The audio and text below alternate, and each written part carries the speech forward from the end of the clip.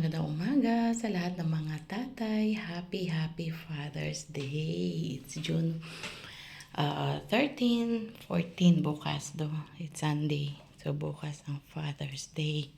So happy Father's Day mga tatay. May the Lord God bless you. Yan, of course.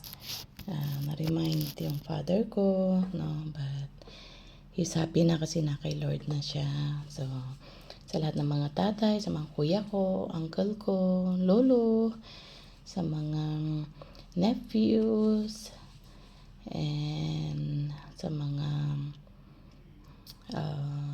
in-laws, diba? Sa mga mga anak ng mga anak nyo, diba? Happy Father's Day. So may the Lord God bless you. So ipag-pray po natin ang lahat ng mga tatay. May the Lord God bless you all. So makipag-isa ka kung ikaw ay tatay.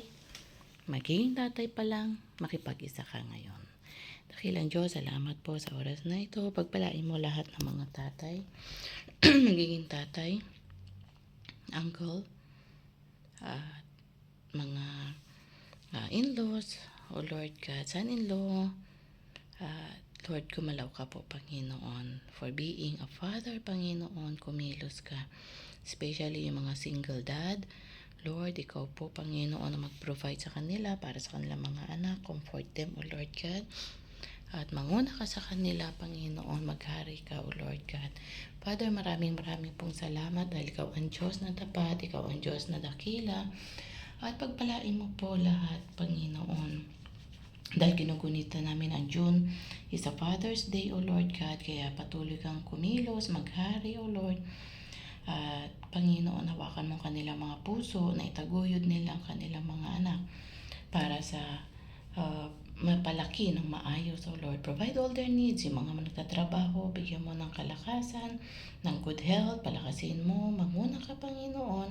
Maghari ka, O Lord God, at ikaw ang Diyos, Panginoon. Especially now, O Lord God, alam mo, Panginoon, yung iba na nahihirapan, O Lord, dahil sa mahal ng bilihin, yung iba naman sa kanilang family, yung iba'y wasak, Panginoon, Lord. Ikaw ang pumagitna, O Lord. Iba naman is may problema sa marriage. Panginoon, ikaw maghari, O Lord God, sa kanila, Panginoon. Dinadalayan po namin, tinataas, O Lord God, lahat ng mga kapastoran, mga pastoran, Panginoon, ng mga Father, O Lord God, bless them, O Lord God, at go on pa rin siya. Lahat ng mga tatay sa buong mundo, Lord, kumilos ka in the name of Jesus, sa pangalan ni Jesus. Amen and amen. Yan po kung ikaw ay nanalangin, nakipag-isa, kung ikaw ay tatay, single man, may asawa, magiging tatay pa rin, tatay pa lang, pagpapalain po kayo ng ating Panginoong Jesus. So bye for now. God bless you all.